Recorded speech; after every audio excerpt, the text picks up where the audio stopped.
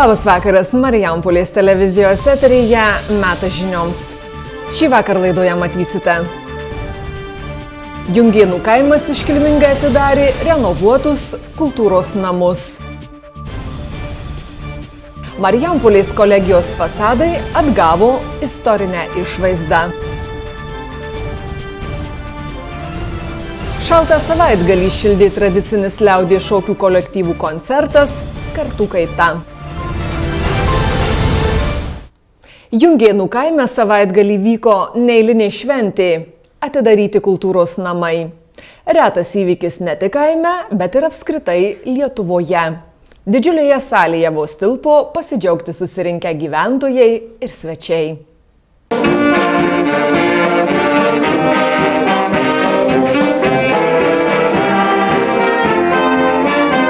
Štai taip iškilmingai buvo pasitinkami visi besirenkantieji į Jungėnų kaimo kultūros namų atidarymą.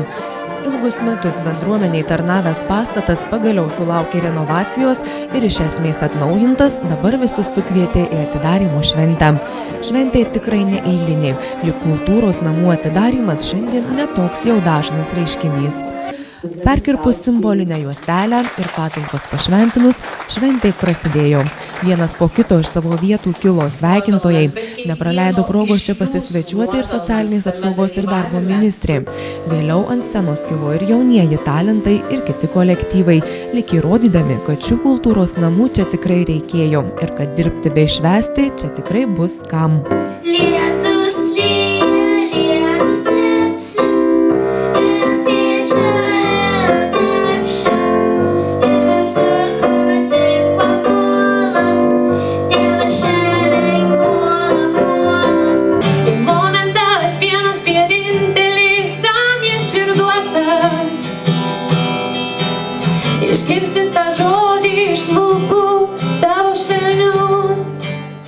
Pakalbinti šių patalpų šeimininkai prisiminė nepavydėtinas buvusias darbo ir švenčių sąlygas. Čia po apačia pastato buvo katilinė. Katilinė kūreno anglim. Ir tos, reiškia, visi dūmai vis kildavo į viršų. Tai žinokit, sienos būdavo baisios. Vieninteliais metais tik tai buvo kūrenama patalpos, o šiaip visus tiek metų, žinokit, dirbau, kaip sakyt, šaltose patalpose. Gyvenom gana sunkokai, tai paėmas linksmai, bet buvo šaltos patalpos, buvo nešildoma, tai prieš šventes porą dienų būdavo kaitiname elektrą. Tas pastatas buvo pamirštas keletą metų ir jis neišildomas buvo, vidus netvarkytas, tai dabar mes tikimės, kad atsigaus, ne tik tai atsigavo pastatas, atsigaus ir gyvenimas kaime kultūrinis.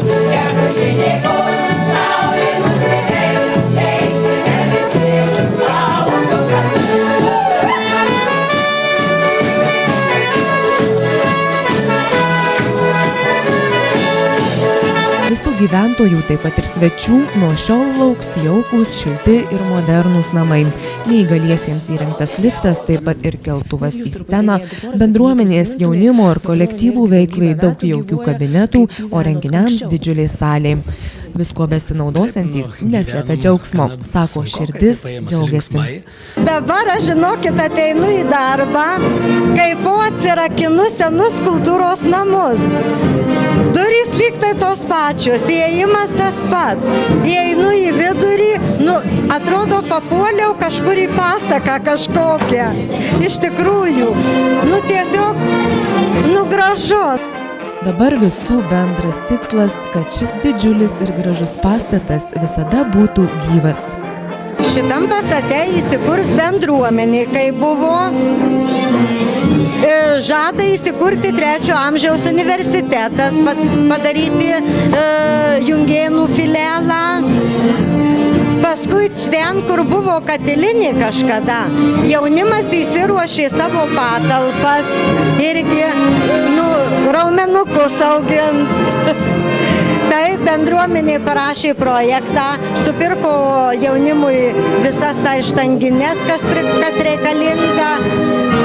Aš manau tikrai, sakė, meras taip sakė, kad, reiškia, iš savivaldybės darbuotojai atvažiuos arčiau prie žmonių, kad nereiktų važiuoti į Kalvariją, tai atvažiuos čia, turės savo kabinetą ir tikrai lankysis ir seniūnai, ir socialiniai darbuotojai, ir įgaliotinis, aš manau, tikrai bus vykdoma, gyvi bus kultūros namai. Kiek dabartys teko kalbėti ir su kultūros darbuotojai, kaip matė, čia įsikurs ir Aikido gynybos tų, jeigu jaunimas, 3 amžiaus universitetas, aš manau, kad tikrai mes čia gyvensim ir kiek mes galėsim, bendruomeniai padėsim, kadangi mes biednesni, čia daug jų šildymą, darbais prisidėsim, kad aplinka būtų graži.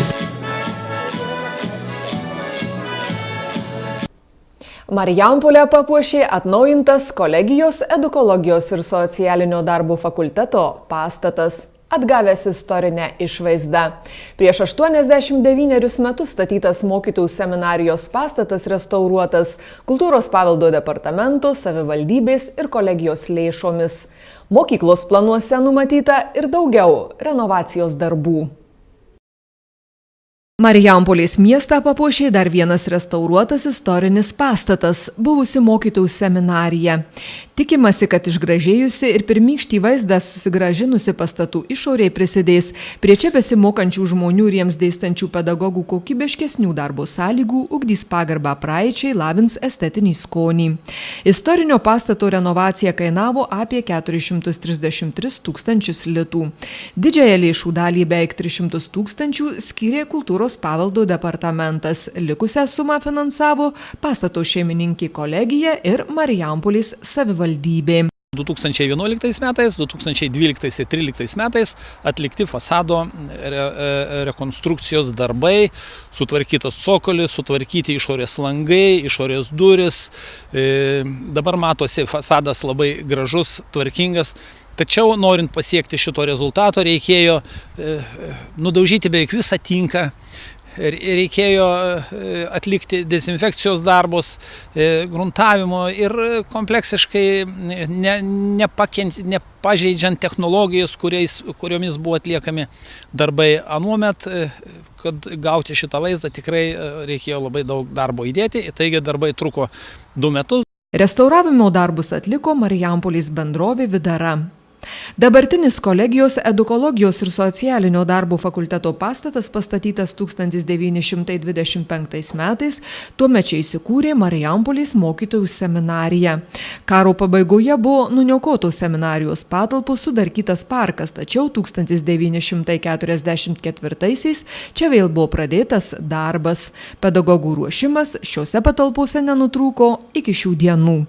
Prieš 5 metus buvo restauruotas Marijampolės kolegijos kompleksui priklausančio karininkų klubo, kuriame savo veiklą ir pradėjo Marijampolės mokytojų seminarija pastatas. Kolegija atnaujinimo darbus planuoja tęsti ir toliau, artimiausiuose verslo ir technologijų fakulteto bendrabučio rekonstrukcija. Dabar stovime miesto centre prie edukologijos ir socialinio darbo fakulteto pastatų. Taip pat čia galvojame, kad toliau kultūros paveldo įrašytos pastatėlius, kurie dar negavę yra lėšų, nenumatytos lėšos, atliksime analizę, projektavimo darbus atliksime, kad kitais metais galėtume kartu vėlgi su savivaldybė prašyti kultūros paveldo departamento, kad būtų įtraukta į paveldotvarkos programas. Na, o šiais metais kolegija yra numačiusi rekonstruoti savo bendrabutį. Bendrabutis 418 vietų, 160 kambarių, iš kurių 60 kambarių niekas negyvena, todėl kad 40 metų jie yra negavę jokių lėšų, neremontuoti. Taigi ryžosi, pritariant švietimo ministerijai, Marijampolės kolegija formintis kreditą, praeitų metų paskutinėmis dienomis pasirašyta sutartis ir šiais metais bus pradėti bendrabučio renovacijos darbai, kurių vertė bus daugiau kaip 3 milijonai litų. Mūsų tikslas ir užduotis, kad bendrabutis būtų skirtas studentams, dėstytojams, kurie atvažiuoja dėstyti tam tikrų studijų programų.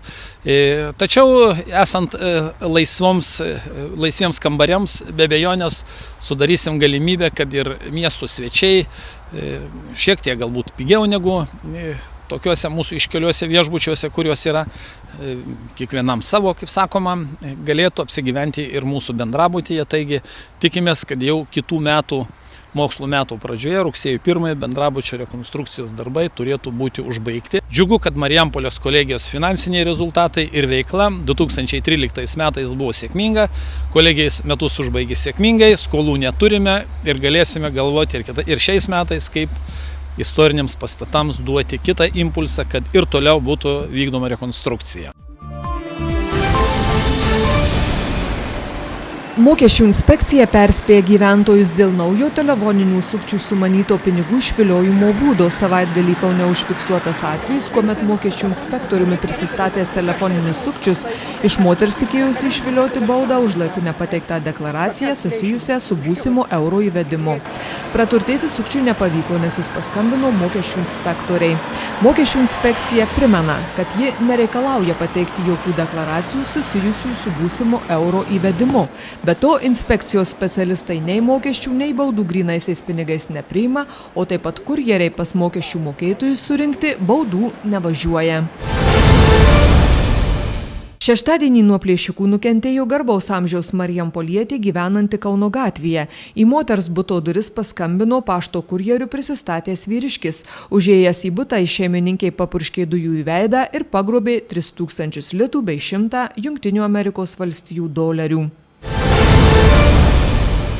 Šeštadienį skaudi nelaimė įvyko Šakių rajone. Miške Viltrakių kaimo teritorijoje pjaunant medžius, nupjautas medis užvirto ir mirtinai sužalojo 45 metų vyriškį. Penktadienio vakarą kelyje Marijampolė-Kalvarija autobusas partrenkė ir sužalojo į kelio važiuojamąją dalį neleistinoje vietoje išėjusią nenustatytos tapatybės pėsčiąją. Ji vežama į ligoninę, mirė. Policija praneša apie bandymą papirkti pareigūną. Šakių rajono Liepalotų kaime sustabdytas vairuotojas, siekdamas išvengti atsakomybės už krovinių gabenimo taisyklių pažeidimą, policijos pareigūnams pasiūlė 100 litų kyšį. Pradėtas ikiteisminis tyrimas. Demaskuotas bandymas Kybartų nuteistuosius aprūpinti kvaišalais. Pareigūnai patikrinę į ilgalaikį pasimatymą su nuteistuoju atvykusios moters daiktus, lagamino rankenoje surado 8 paketėlius su neaiškios kilmės, galimai narkotinę psichotropinę medžiagą. Sekmadienio vakarą pasieniečiai sulaikė 2 Rusijos piliečius, kurie nešini kontrabandiniais rūkalais kirto sieną į Lietuvą Vištyčio ežero ledu. 24 ir 33 metų Rusijos piliečiai į Lietuvos teritoriją buvo įėję apie puskilometrį. Rusų krepšiuose pareigūnai aptiko apie 500 pakelių cigarečių be akcizo ženklų. Dėl neteisėto valstybės sienos perėjimo pradėtas ikiteisminis tyrimas. Už tai užsieniečiams gresia bauda, areštas arba laisvės atėmimas iki 2 metų. Dabartiniai ir buvę kolektyvų Jotvingis, Javonėlis šokėjai kasmet susirenka kartu pasisukti šokio sūkuryje. Liaudies šokių kolektyvų koncertas Kartų kaita jau daugybę metų besitęsianti tradicija.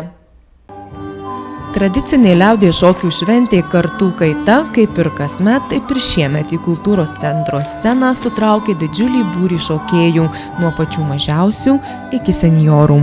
Tai Alinos Kvietkauskienės kolektyvų Javonėlis ir Jotvingis esami ir buvę nariai. Iš viso apie 150 šokėjų jau 12 kartą džiugino gražiu koncertu.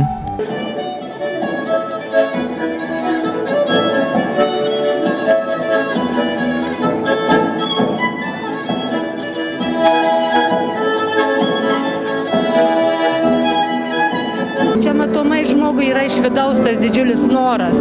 Galbūt jie čia randa draugus, gal randa tą malonų pomėgį, nes dalis studentų jie šoka toliau studijuodami, o po studijų trūkumas toks atsiranda to šokio. Nu kaip, užaugina vaikus, vaikai paaugsta ir tėvams atsiranda tas noras kažkur maloniai praleisti laiką, jie vėl sugrįžta šokti. Į kraują gali augia. Pabandėjai daug ir negali daugiau sustoti. Smagu pasipuikuoti prieš kitus, kurie bijosi ateiti pašokti, o nori. Čia teisybė. Daug kas sėdi salėje ir norėtų pašokti, bet neturi laiko arba gėdinasi. O mums mes įpratę.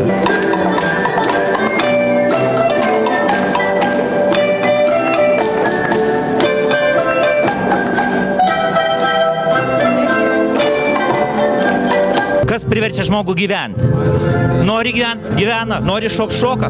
Šokis tai pats gyvenimas, gyvenimo būdas galų gale. Sveikata, energija, gera nuotaika, gera fizinė forma ir taip toliau, taip toliau, taip toliau.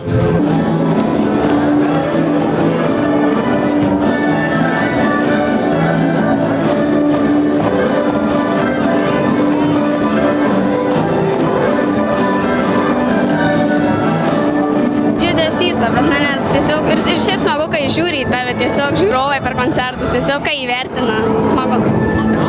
Man irgi tas pats labai patinka šaukti. Tikrai grįšim. Tikrai. Tik nes trauks labai traukia. Tiesiog dar nežinau tiksliai, bet greičiausiai.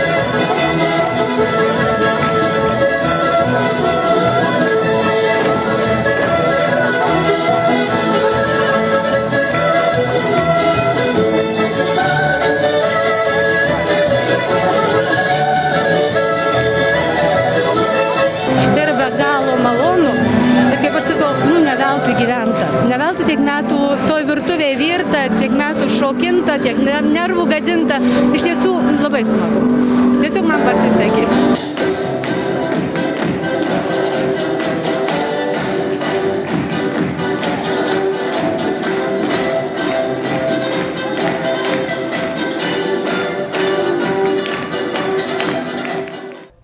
Čia buvo Marijampolės televizijos žinios. Dėkoju už dėmesį, visiems linkiu jaukaus ir šilto vakaro.